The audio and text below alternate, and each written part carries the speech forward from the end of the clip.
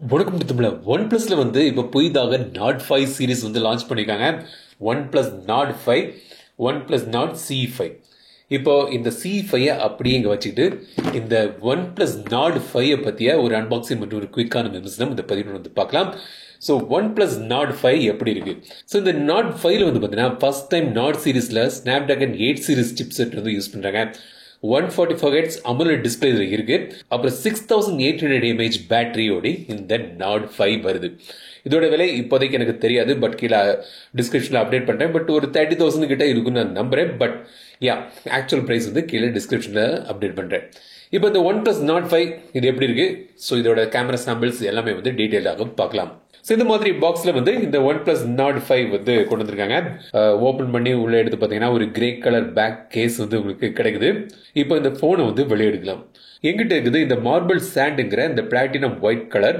அப்புறம் இது கூடுதலாக 2 கலர்லையும் கொண்டு வராங்க, ட்ரை ஐஸ் ப்ளூ மற்றும் ஃபேண்டம் கிரேனு. இந்த ஒயிட் கலர்ல வந்து பார்த்தீங்கன்னா ஒரு மார்பிள் ஃபினிஷ்ல இது வந்து பின்பக்கம் இப்படி இருக்கு. ஸோ ஃபர்ஸ்ட் இம்ப்ரெஷன்ல வந்து கையில் யூஸ் பண்ணும்போது நல்லா தான் இருக்கு. கொஞ்சம் ப்ராடாக இருக்க மாதிரி எனக்கு வந்து ஃபீல் ஆச்சு. அப்புறம் மார்பிள் ஃபினிஷ் வந்து இந்த மாதிரி பண்ணியிருக்காங்க. கேமரா மாடியூல் சிம்பிளாக இருக்கு. இதான் வந்து ஃபர்ஸ்ட் லுக் நாட் 5 டிசைன் பற்றி பார்ப்போம். அதுக்கு முன்னாடி பாக்ஸுக்குள்ளே வேற எனக்கு பார்க்கலாம். 80 வாட்ஸ் ஃபாஸ்ட் சார்ஜர் தராங்க. ரெட் USB Type-C கேபிள் மற்றும் சிம் எஜெக்டர் பின் பாக்ஸுக்குள்ளே இருக்கு. Glass back 8.1 mm thickness, 211 grams வெயிட்ல இது வருது. சைடு வந்து பிளாஸ்டிக் ஃப்ரேம் தான், ஸ்மூத்தாக கர்வ் பண்ணியிருக்காங்க. இது வந்து ஃபிளாட் பேக் மாதிரி இருந்தால் கூட ஸ்லைட்டாக வந்து ஸ்மூத்தாக இருக்கு இதோட corners, edges. So hand held experience நல்லாவே இருக்கு, ஷார்ப் எட்ஜஸ் இல்லை. மேல் பக்கம் வந்து உங்களுக்கு இன்ஃப்ராரெட் சென்சர் கிடைக்குது. டூவல் ஸ்பீக்கர்ஸ் வந்து இந்த ஃபோனில் வந்து தந்திருக்காங்க. USB 2.0 Type-C போர்ட் இருக்கு. அப்புறம் சிம் ட்ரே. இதில் வந்து நீங்கள் வந்து 2 சிம் போடலாம். 5G sim, dual active 5G sim வந்து உங்களுக்கு இதில் கிடைக்குது. மைக்ரோ SD கார்டுக்கான ஸ்லாட் இதில் கிடையாது. ரைட் சைடில் பவர் பட்டன் மற்றும் வால்யூம் பட்டன், லெஃப்ட் சைடில் இந்த ப்ளஸ் கீ வந்து தந்திருக்காங்க. ஸோ முன்னாடி இந்த கீயை வந்து அலர்ட் ஸ்லைடுன்னு சொல்லுவாங்க. ஸோ எதாவது ஸ்லைட் பண்ணி நீங்கள் வந்து குயிக்காக நீங்கள் வந்து சைலண்ட் மோட் பண்ணுறதுக்கு, வைப்ரேட் மோட் இல்லாட்டி நார்மல் மோடுக்கு இதை வந்து கொண்டு போகலாம். இப்போவும் அதே பண்ணலாம்.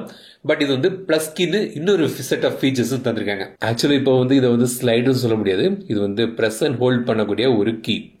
இப்போ நீங்கள் வந்து இந்த வால்யூம் கண்ட்ரோல் இல்லாமல் இதை ப்ரெஸ் பண்ணி நீங்கள் ஸ்க்ரீன்ஷாட் எடுக்கலாம், இல்லாட்டி ரெக்கார்டருக்கு யூஸ் பண்ணிக்கலாம், டார்ச்சாகவும் யூஸ் பண்ணிக்கலாம். டார்ச் கீயாக DND, கேமரா லான்ச் பண்ணுறதுக்கு DND, சவுண்ட் அண்ட் வைப்ரேஷன், இல்லாட்டி சேவ் டு மைண்ட் ஸ்பேஸ்ன்னு தந்திருக்காங்க.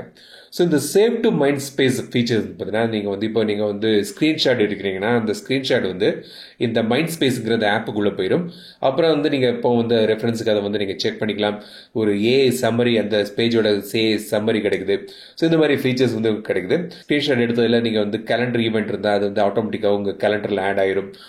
வாய்ஸ் இருந்துச்சுன்னா அந்த வாய்ஸோட சம்மரி வந்து கிடைக்கும். ஸோ இந்த மாதிரி ஃபீச்சர்ஸ் வந்து இப்போ இந்த ப்ளஸ் கீழே வந்து கொண்டு வந்திருக்காங்க. ஸோ இந்த மாதிரி ஆட் பண்ணுறதுக்கு இந்த ப்ளஸ் கீ ஃபீச்சர்ஸ் வந்து இப்போ வந்து கொண்டு வந்திருக்காங்க.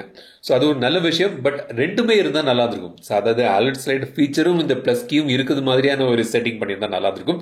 பட் இப்போ ஏதாவது ஒன்றா வந்து சூஸ் பண்ண வேண்டிய ஆப்ஷன். இந்த ஃபோன் வந்து IP6869 வாட்டர் ரெசிஸ்டன்ட் இதில் வந்து கிடையாது.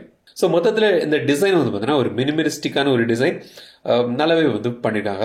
என்னோட தாட். ஸோ உங்களோட தாட் என்ன இந்த டிசைன் பற்றி? சார் வேல்யூ இப்போ நீங்கள் திரையில் பார்க்கலாம், லிமிட்டுக்குள்ளே தான் இருக்குது. FM ரேடியோ கிடையாது. எக்ஸ்ட்ரா சில ஆப்ஸ் வந்து இருக்குது. கேண்டி கிரஷ் இருக்குது, ஃபேஸ்புக் இருக்குது, ஃபிட்பிட், லிங்க்டின், நெட்ஃப்ளிக்ஸ், ஃபோன்பே, இந்த ஆப் வந்து எக்ஸ்ட்ராவாக ஆட் பண்ணியிருக்காங்க. தேவையில்லாதது நீங்கள் வந்து அன்இன்ஸ்டால் பண்ணிடலாம். NFC உண்டு. ஸோ கால் ரெக்கார்டிங் பண்ணிங்கன்னா மற்றவங்களுக்கு அது அலர்ட் போகாது. eSIM வந்து இதில் வந்து கிடையாது. இன் டிஸ்பிளே ஃபிங்கர் பிரிண்ட்ஸ் தராங்க, ஃபாஸ்ட்டாக வேலை செய்யுது. இப்போ இதோட டிஸ்பிளே பற்றி பார்ப்போம். யூடியூப் வீடியோ வந்து பார்த்தீங்கன்னா 2160 பிக்சல் 60 Hz HDR-ல நீங்கள் வந்து பார்க்கலாம். HDR10 வந்து நெட்ஃப்ளிக்ஸ் ஆப்பில் எனேபிள் ஆகிருக்கு. 6.83 இன்ச் டிஸ்பிளே, 1.5K ரெசல்யூஷனோடு வருது. AMOLED டிஸ்பிளே இது. இந்த டிஸ்பிளேக்கு வந்து உங்களுக்கு Corning Gorilla Glass 7i protective layer வந்து தராங்க. நார்மல் பிரைட்னஸ் வந்து 800 nits போகுது.